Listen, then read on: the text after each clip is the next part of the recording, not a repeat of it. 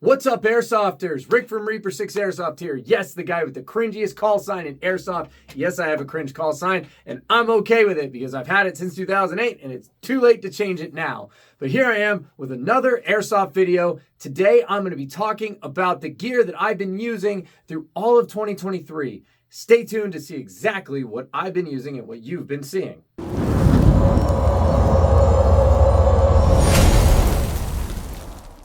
So throughout 2023, I've been using pretty much what you see, and there's a few things that aren't here, and I'll get into that in a minute.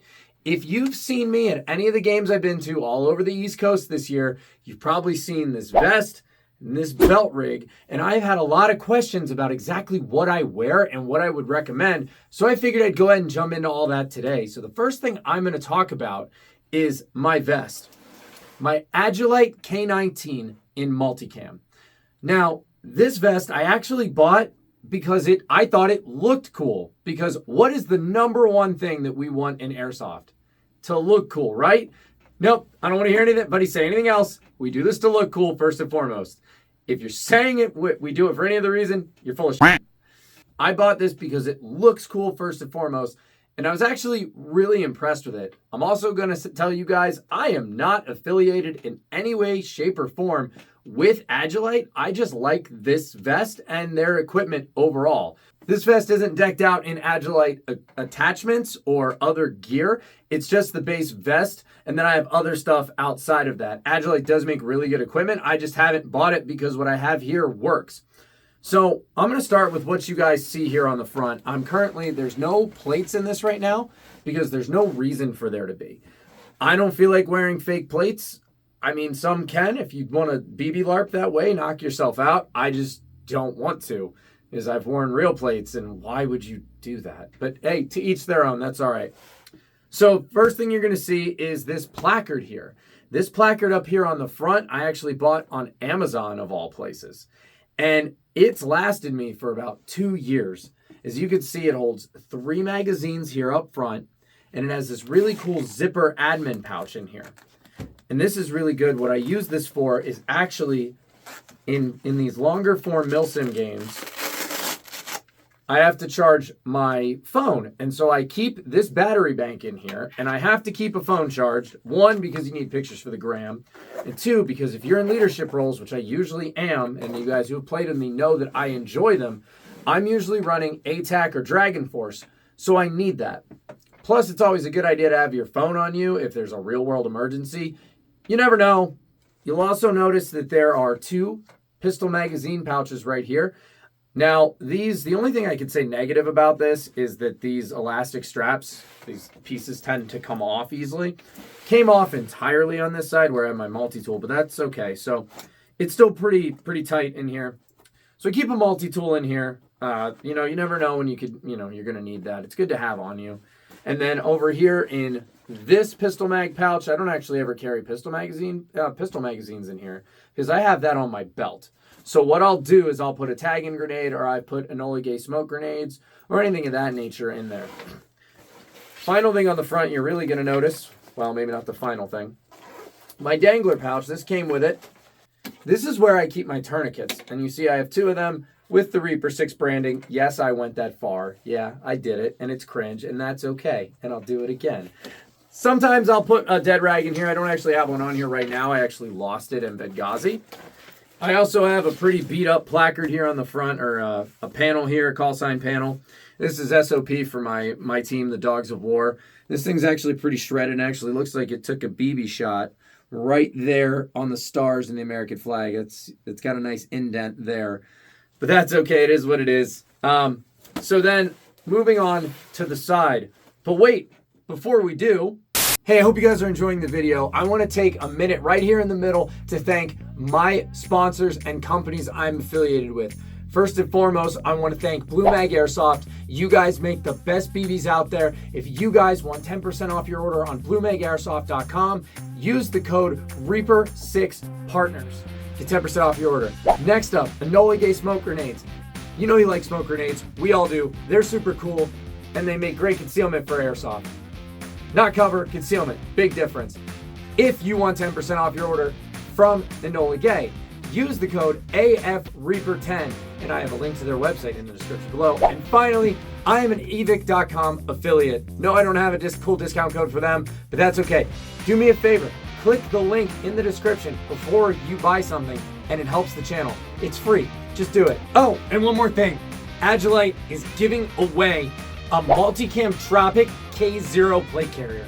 I've entered because I want the out of that thing, and I put a link in the description below if you guys want to go and sign up for it too. Okay, now I promise I'll be quiet and stop begging and let you guys go back to the content. So, moving on to the side, I have a general purpose pouch here on the side of my kit. And this is for exactly what it says, general purpose. So I've been known to put a number of things in here.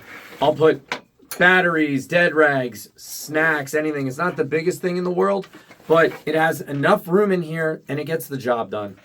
Now, what I'd use this for primarily at the last Milsim I went to, which was Benghazi, I put my nods in here. Then one of my teammates, shout out to Brother Grim, thank you. He let me borrow his PVS 14s. Because I don't have night vision yet. I put this in here throughout the day.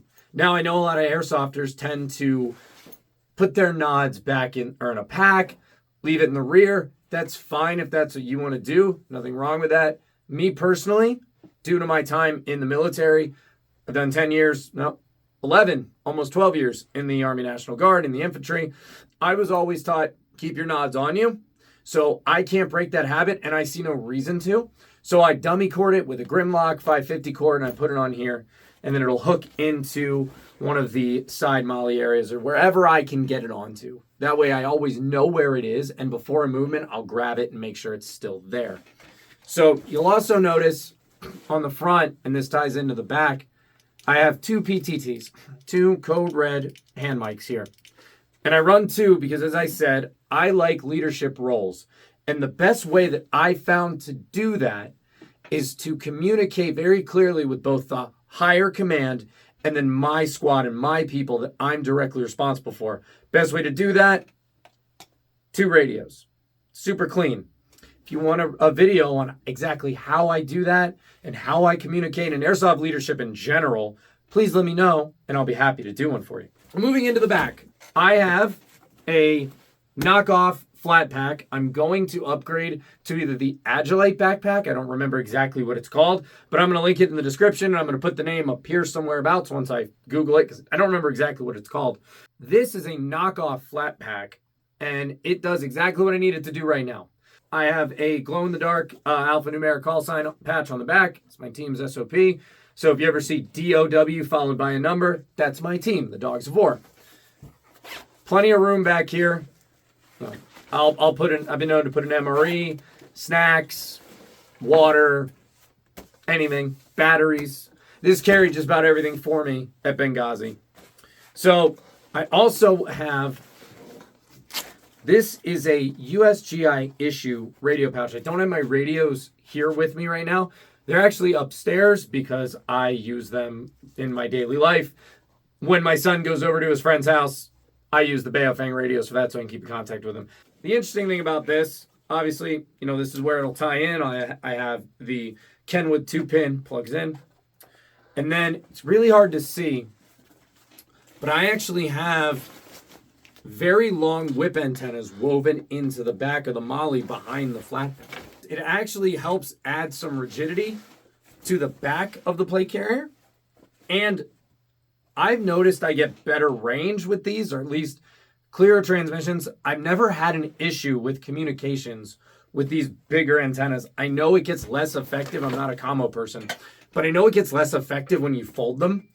I don't know exactly what that is, but at least to me, it seems like it's better. So that is my Agilite K19 setup. I also have one of these in multicam black, but that one's set up a little bit different, and I don't wear it as often. Not at least to the big Milsims. That's more my local play vest.